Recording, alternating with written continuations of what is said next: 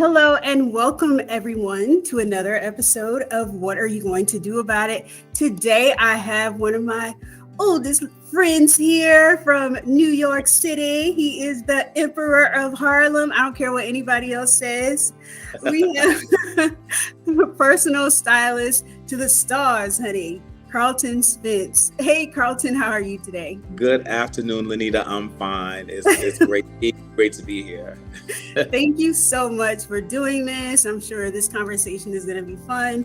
As Absolutely. A reminder to our viewers, this show answers 3 simple questions. What was the problem? How did you identify it?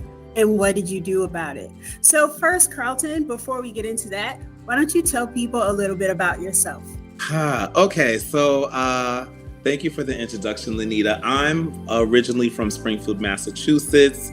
I of Jamaican parentage, so I was raised in a very strict Jamaican household. I attended the University of Massachusetts for undergrad, and I studied fashion merchandising.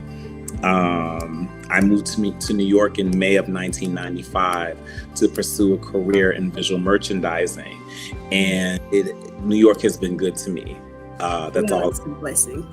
That is good, and of course, that industry. That's how we met when I worked for a high fashion retailer once upon a time. So it's awesome that, it's kind of full circle now. It's been a number of years, and it's just funny when I think about it because the time went by like that. Absolutely. When you told me it was almost 9 or 10 years, I was floored. I didn't realize that you meeting you has been over 10 years, actually, because I think we probably started working together in maybe 2010. Wow. Yeah. So it's been quite some time. Yes. All right, Carlton, let's get into it. So okay. What was the problem?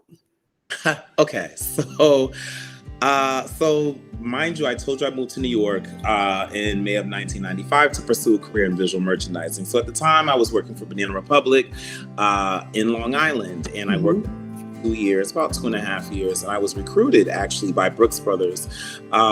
The Americana Manhasset was where the flagship store was, one of the flagship stores for Brooks Brothers, and I was recruited. Banana Republic was literally next door to Brooks Brothers. So I took the job. It was more money, and the way that they lured me in was they promised me a district visual merchandising position, which was more money and more responsibility. And I left Banana Republic in pursuit of that position.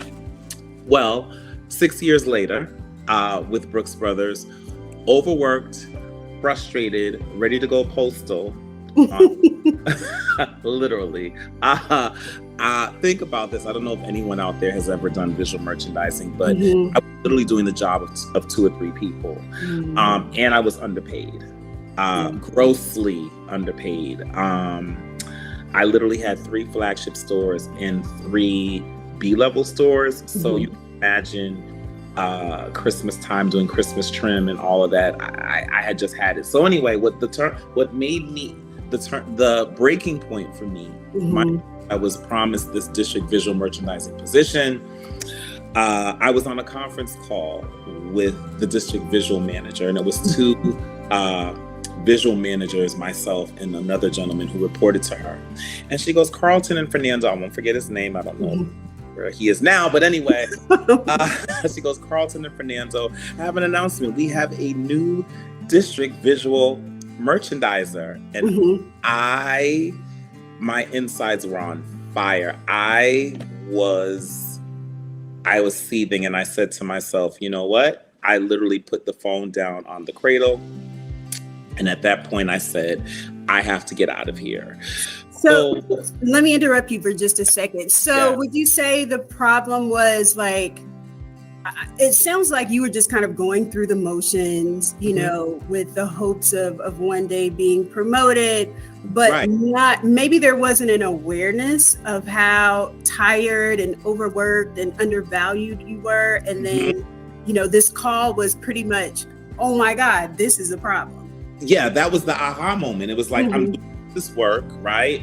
And not getting the support. I mean, time we were allowed to hire freelancers to do Christmas trim. That was the one time of the year where I got help. Otherwise, I was on my own. Mm-hmm. I mean, it was respected by the store managers, and I had a great rapport with the sales associate, because not only was I doing windows and interior displays, I was also merchandising like the entire. Wow. So it was a lot of work, if you can imagine. I was actually 165, 170 at that time. I was a stick figure because I was working so hard. Anyway, so I thought about what's next, and the universe will really, I say God. It was like I had an aha moment, and prior to me leaving Brooks Brothers, I met a woman by the name of Lisa Walker. She works with the director of Herald Square Events. Okay. My sister and I had did a photo shoot together just because, and the photographer was like, well, I want you to come over to Lisa's house to view the images. I'm like, well, I don't know this woman. Why do you want me to come over to Lisa's house? Well, we started talking about merchandising and styling, and I was like, I really want to be a stylist. And she goes, well, we hire stylists all the time. And I'm like, really? And mind you, I'm still at Brooks Brothers. And so she goes, this is what I'm going to do. I am going to have you shadow one of our stylists at, I believe it was, what's the store? Not Bridgewater. It was one of their stores in Jersey. Off the top of my head, it's been so long. Nonetheless, I was like, sure. So I said that would be amazing, just so I could see what the stylists do. Because mind you, I'm a visual merchandiser. I know I want to be a stylist, but don't really know what that entails. And so with that being said, I took the time off work. I took like 2 or 3 days off work because she said take about 2 days off work to get it done. I get a call 2 days before the show saying, hey, actually it was the day before the event. And she goes, the stylist had an emergency. She can't style the show. Carlton, can you style the show? I'm like, the entire show, like pull all the looks myself, do the run of show. Wow. So I did it. It took me forever to do that pull. I'll never forget, I was there probably from open to close, but I say that to say that when I did that show, executed the looks, styled the looks, dressed the models, I said, this is what I was supposed to, this is where I'm destined to be. I'm supposed to be styling. And so literally like maybe a month later, I literally just quit my job. Wow. Because I knew that they weren't going to fire me because I did my work, and I did great work. And I expressed my issues in terms of being underpaid. And I actually did get a raise. I got like a $12,000 raise, but that was still just like to appease me, because the person was whose salary was literally probably $40,000 more than mine. And he had one store and I had 6. Wow. Yeah. So I, at that point, I was, just ready to go. So with that being said, I quit my job. I won't get into. So that's what you did about it. Yes, that's what I did. I quit my job. Now, I had never quit my job in my life. I've never quit a job in my life. Right. However, I want to just tell everyone that it's not like it was just a whim or just a rash decision. I literally had a conversation with God in that office. The store manager that day, I was literally doing a timesheet in the office, and he said to me, you're not supposed to be doing this on company time. I was like, excuse me, I don't report to you. I report to the district visual manager, and you're not her. So God was like, he literally said, so how much more of this are you going to take? You're frustrated, you're underpaid, so you basically said, you're basically saying that you don't trust me, that, you're equivocating yourself to a paycheck, basically. You're justifying you being there because of the paycheck. So I said, he said leave. God said leave that day. And I was like, now? He goes, yes. I called the store manager back in the office. I said, I think I think today's my last day. That was my exact words. I think today is my last day. I said, actually, today is my last day. And I was scared to death because I knew I wasn't going to get unemployment. I did not have another job. I bills like everyone else does, but I also had the comfort in knowing that God was going to take care of me. So fast forward, I literally called Lisa Walker as I was driving home. I said, Lisa, and I got her voicemail. I said, well, this is Carlton Spence, the one who did the fashion show, the bridal fashion show. Well, I'm available now because I just left my job. Wow. And so I said, if you have any availability, if you have any bookings, I would love to work with you. The next day, she calls me with 4 of her colleagues on the other line. It was a conference call. She says, Carlton, hi, we're on a conference. I'm conferencing my colleagues. The director for regional events is on the line. I'm on the line, and I forget who else is on the line. She says, we have 4 bookings for you. Wow. And the rest is history, Lenita. The rest is history. Like that. Carlton, tell me, a lot of people think that the voice of God or the universe or Mother Earth, whatever it could be, is like this booming, resonating voice. For you, what did that voice sound like? For me, it was. And how did you know it was God? Okay. Yeah. How I knew it was God because maybe a couple of weeks prior, I was in church, and one of the pastors had preached on limiting God to a paycheck and stepping into faith, and that resonated with me. And when that situation happened in the office, I thought about that, and I was like, I'm limiting God to a paycheck. He's bigger than a paycheck. I'm bigger than this job. I'm frustrated. I'm underpaid. I'm undervalued. What am I doing here? I even expressed to HR how frustrated I was, and they just refused to do anything about it. So I said, the only way that I'm going to get out of this miserable situation is leave. And that's what I had to do. And I didn't even think about, of course, I'm a very deliberate person in terms of paying my bills and dotting my I's and crossing my T's. But I just knew in that moment, God said, leave. And I also believe in the timing of God as well.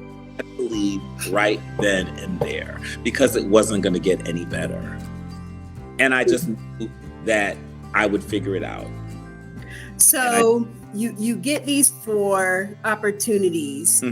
What has happened since that point? Oh my God, Lenita, are you kidding? So I started working with Macy's Herald Square and regional events, traveling all around literally the country for about 10 years. But then while doing that, I picked up all of these other retail clients. That's when I met you. You're Bloomingdale's, the Americana Manhasset. I worked with Nordstrom's fashion office for 11 years. Wow. And I traveled all over the country extensively, doing beauty trend shows, doing bridal shows, working with magazines, collaborating with Essence, doing all of these wonderful things. Lisa also introduced me to a celebrity stylist. Her name is Pamela Watson. I call her my mentor to this day. It was one of 4 of her assistants. She was styling R. Kelly at the time. I don't even know if I can say his name anymore, but at the time, that was around 2009. And I stayed with her for 16 months. While working with Pamela, she got an opportunity to do an album cover for a gospel artist by the name of Keith Wonderboy Johnson. He does quartet music. She says, Carlton, I'm going to give you this cover. You're ready. And that changed the trajectory of my career. Wow. From just doing in-store events to now styling gospel celebrities. And I have 17 or 18 album covers that I've done. I styled Byron Cage, Dietrich Haddon, Hezekiah Walker, Jonathan McReynolds before he got the Grammy, Shirley Caesar. I mean, all of these A-list artists. And so, going to the Celebration of Gospel, doing the styling artists for red carpets for the Stellar Awards, Celebration of Gospel in LA. I mean, I was that guy. It was my season, and I was that it guy in as far as styling gospel artists, male gospel artists, I should say. And then 2008, when the recession hit, that is when the work started to slow down slowly. Clients stopped calling me because they weren't really doing a lot of in-store events because the revenue, I guess, wasn't coming in. And I was like, okay, what am I going to do? How am I going to pivot? So when did I start? I've been with LIM College now it'll be my 10th year in the spring. So I was able to pivot and go from styling into education. And now I've been an adjunct at LIM College for, like I said, going on my 10th year. And I just got hired by FIT, which is the Harvard of fashion. What? That's amazing. 2 classes in the spring for this semester. Wow. And I also will be working with the Department of Education in New York as a substitute teacher. So it's all about what I've learned. I say all that to say that when you're a freelance stylist or a freelancer, you can't just have one stream of income. In order to have multiple streams, solid multiple streams of income, unless you're a stylist and you're lucky enough to have like a celebrity client that did really well. And some people have that luxury, but I never did have that luxury. So I, being a freelancer all these years, have realized that in order for me to be financially independent, I have to have at least 4 solid streams. And now I have 4 solid streams of income. Well, you also forgot, I think, don't you do like closet organization and consultation? There's a lot that I do. You work with Paul Brunson with his dating service and television show. I don't like bragging on myself, or I don't feel like it's bragging, but yes. But you can't leave all that out. This is true. Okay, so fast forward. Not only was I styling and working with fashion offices with different retail companies, I also met influencers like Paul Brunson, who wrote the book It's Complicated, and that's when I met you, and we did that. I think it was like a 6-store tour, whereas he would talk about different dating scenarios, and I styled real people, and that was amazing. So much so that when Paul did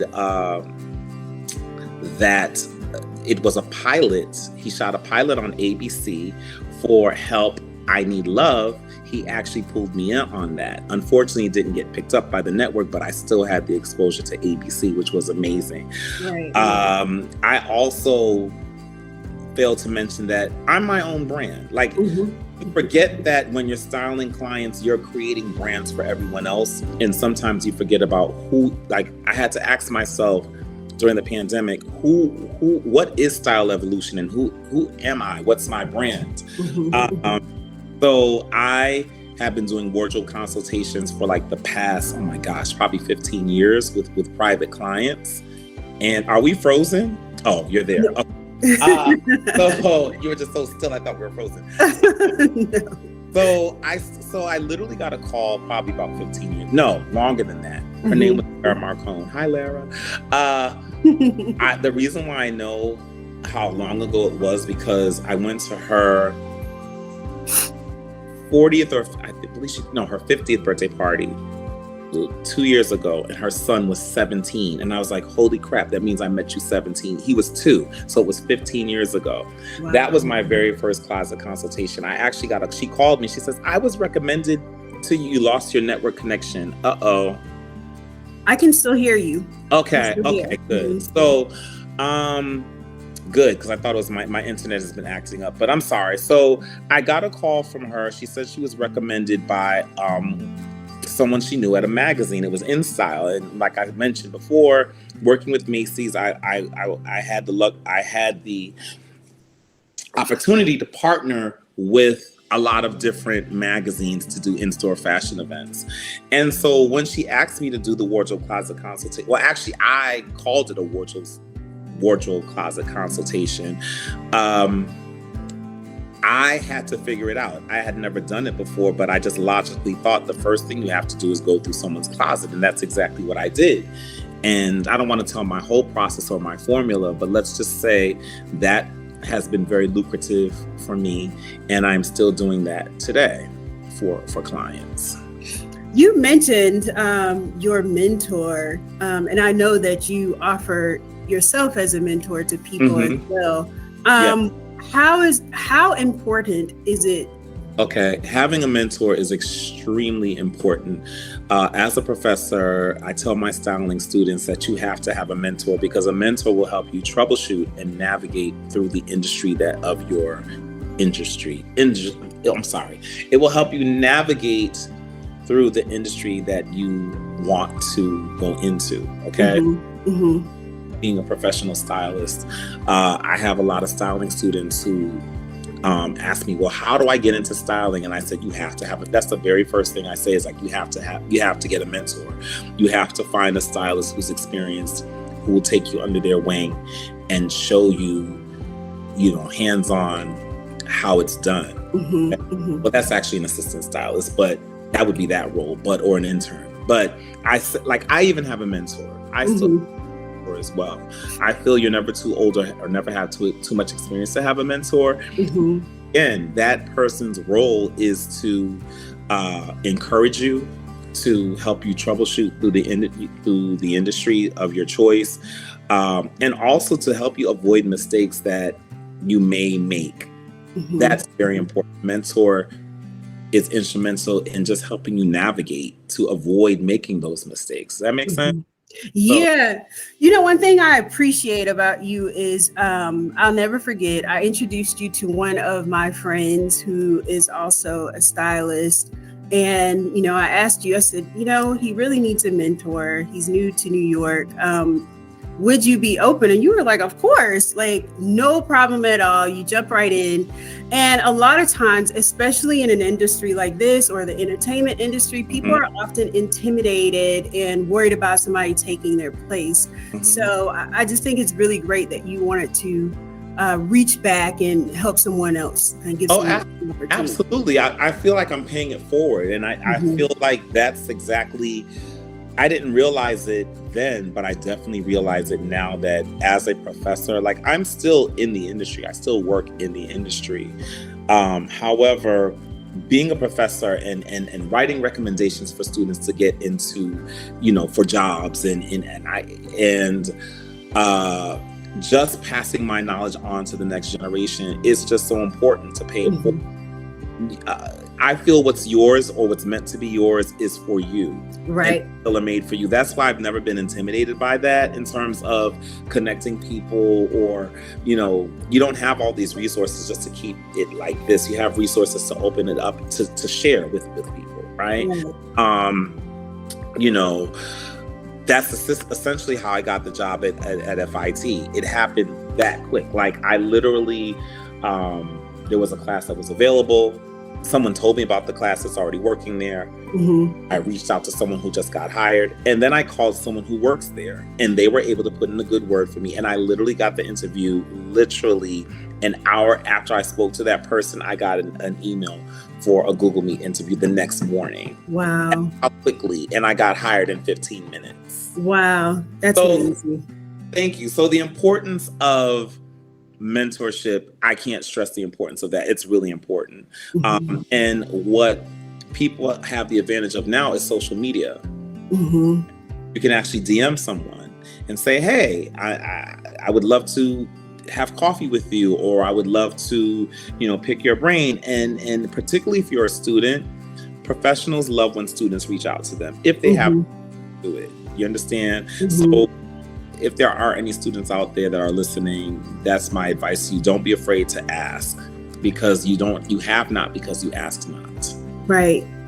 So I think what we can take away from this is, number one, listen, be open to listening to God or the universe or whoever it is that you get your advice from. Sometimes, many times for me, God speaks to me through me. It's often my voice that I hear.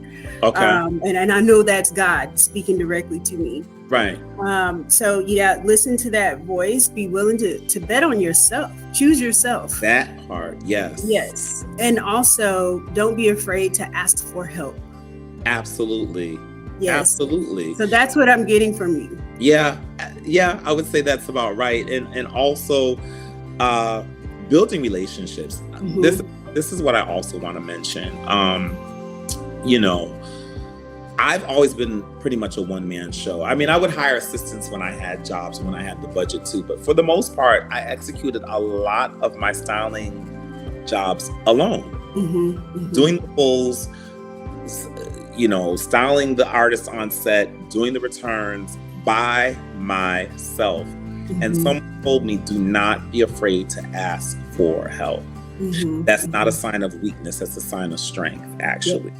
And you have to build a team in order to go to the next level. And that's something that I'm learning now.